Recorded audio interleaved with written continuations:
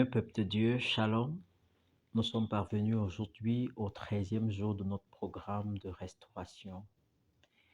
Et nous entrons dans la troisième partie de notre programme qui est la restauration de l'Église. Le thème que nous abordons particulièrement ce jour, c'est sortir du statu quo. En fait, qu'est-ce que le statu quo? Le statu quo désigne simplement l'état actuel des choses. C'est ce que nous sommes en train de vivre comme situation actuellement, l'état dans lequel nous nous trouvons en ce moment. Vivre donc dans le statu quo, c'est vivre permanemment dans une situation identique. C'est vivre la stagnation, c'est vivre la mêmeté, c'est vivre la routine. Dieu est celui qui nous invite à sortir du statu quo, du moins pour ce qui est d'un certain nombre de choses dans notre vie. Nous nous rappelons de ce qui s'est passé avec Abraham dans Genèse chapitre 12, les 4 premiers versets. Dieu a invité Abraham à quitter sa patrie, à quitter sa nation pour aller vers une destination qui, à l'instant, lui était inconnue, mais que le Seigneur prendrait soin de lui indiquer au fur et à mesure qu'il avancerait dans sa marche avec le Seigneur. Et Abraham a pris sur lui de quitter selon l'instruction du Seigneur pour faire la volonté de Dieu.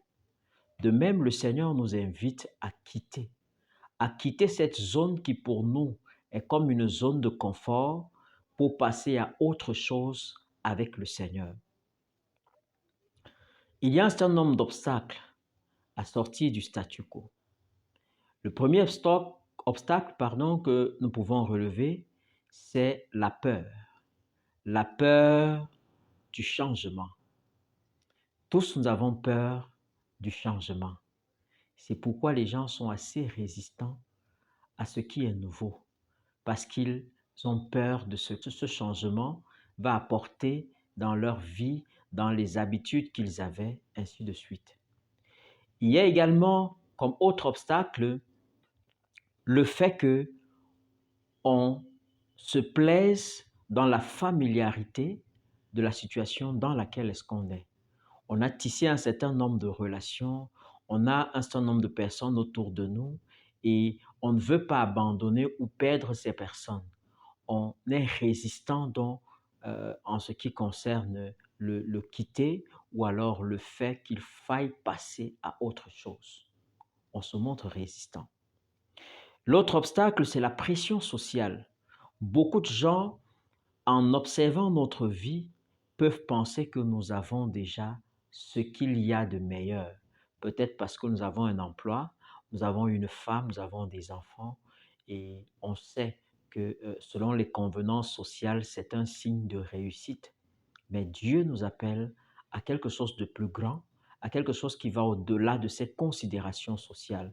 Et la société nous mettra une certaine pression au moment où il faut que nous passions à autre chose. Il nous dira non, ne change pas. Tu es bien dans la situation que tu vis en ce moment. Et ça peut être un obstacle majeur, n'est-ce pas, à quitter notre zone de confort. Et il y a également les avantages matériels.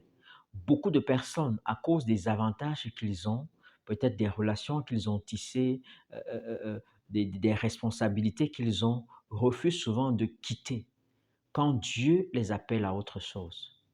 Je rappelle que pour le cas d'Abraham, il devait partir de sa patrie avec tous ses biens.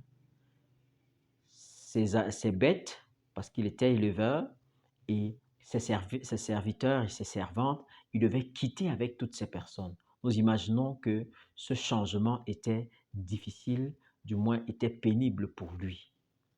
Mais il l'a fait. De même, notre avoir matériel ne doit pas être un obstacle au changement que le Seigneur voudrait que nous ayons, que nous fassions. L'autre chose, c'est la résistance au risque. On ne veut pas courir des risques inutiles.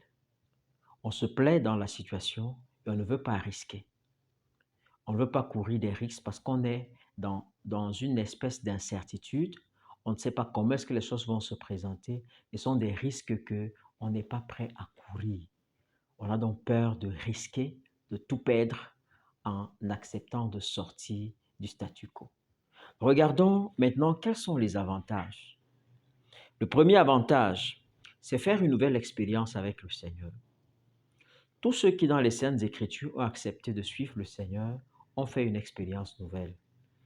Pierre et ses compagnons, pêcheurs de poissons, sont devenus des pêcheurs d'hommes.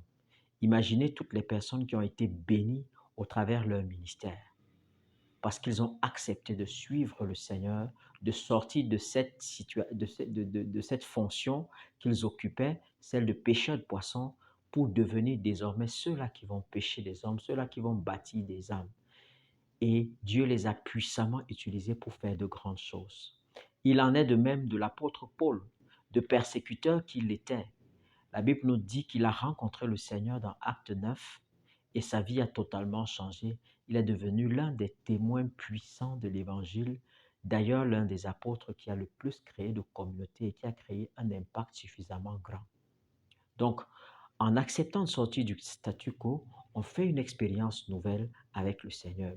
La deuxième raison, en acceptant de sortir du statu quo, nous choisissons de donner un sens à notre vie, le sens voulu de Dieu. Tant qu'on est dans la stagnation, on n'est pas en train de faire ce que le Seigneur attend de nous dans la plupart des cas.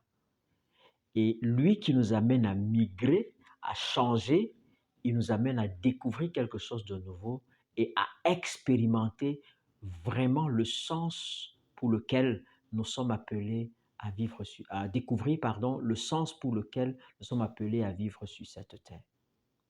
Frères et sœurs, il est important pour nous de sortir du statu quo pour passer à autre chose avec le Seigneur selon les directives qu'il nous donne. Pour ce fait, il est important, premièrement, de ne pas avoir peur du changement.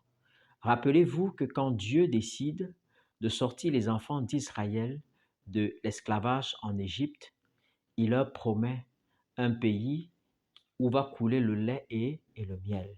Il dit que je vais sortir mon peuple parce que j'ai entendu leurs cris, j'ai vu leur souffrance et je vais les sortir pour les amener dans un pays où coule le lait et le miel. Une manière de dire que Dieu ne veut que notre bien. Si Dieu nous amène à passer à autre chose, lui-même il prendra des dispositions pour que là où nous allons, sous sa direction, que nous soyons heureux. Dieu veut ton bonheur, il veut ton bien. Tu dois être rassuré de cela. La deuxième chose qu'il faut comprendre pour passer à autre chose, c'est qu'il faut écouter la direction de Dieu. Écouter Dieu, prier et demander à Dieu la direction pour être au bon endroit, à l'endroit où le Seigneur nous attend. C'est pendant que nous sommes là où Dieu nous attend que nous voyons la bénédiction qui se répand davantage sur nous. Il faut avoir sa direction. Il faut avoir les orientations qui viennent de lui pour expérimenter une restauration profonde. L'autre chose qu'il faut comprendre aussi, c'est que il faut prendre la décision de quitter, de sortir du statu quo. C'est un pas que nous devons absolument faire. Prendre cette ferme décision de quitter. Vous vous rappelez de l'histoire du fils prodigue qui, se rendant compte qu'il était sans sou et qu'il était dans la misère, a pris la décision de retourner dans la maison de son père. Et on sait tous l'accueil que son père a réservé à cet enfant-là. Tant qu'il restait dans cette posture et s'imaginait des choses au sujet de son père, le rejet qu'il devait subir, les railleries qu'il devait avoir, et puis toutes les autres choses, il devait continuer de misérer et de souffrir. De même, si tu ne réponds pas à l'appel de Dieu à sortir de ta zone de confort, il est possible que tu demeures dans la souffrance et que tu demeures dans la peine et dans un certain nombre de difficultés. Il est bien pour nous de saisir la grâce de Dieu et de sortir véritablement de la situation que nous vivons, qui n'est pas celle voulue de Dieu. Frères et sœurs, Dieu voudrait que le premier acte que tu poses pour sortir du statu quo soit la conversion. La Bible nous dit dans 2 Corinthiens 5 au verset 17 qu'en Christ nous sommes une nouvelle créature, les choses anciennes sont passées et voici toutes choses sont devenues nouvelles. Dieu veut que tu viennes à lui et que tu deviennes son enfant pour expérimenter de nouvelles choses qu'il veut faire avec toi, la libération de tout ce qui apportait la mort dans ta vie et faire de toi quelqu'un de transformé, quelqu'un de régénéré, quelqu'un de restauré, quelqu'un qui serve les intérêts de Dieu. Qu'il bénisse sa parole dans nos cœurs. Prions le Seigneur. Loué sois-tu, Père saint et juste, pour la grâce que tu nous accordes. Tu nous appelles à sortir du statu quo et à passer à autre chose avec toi. C'est toi, Seigneur Père éternel, qui prends les devants et qui nous conduit.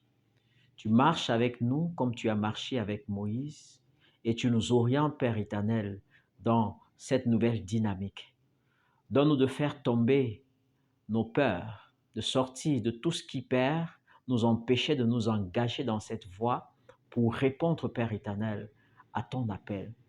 Permets, Seigneur, notre Dieu, notre Roi, que nous puissions découvrir en te suivant le sens réel de notre vie et que nous vivions véritablement pour toi.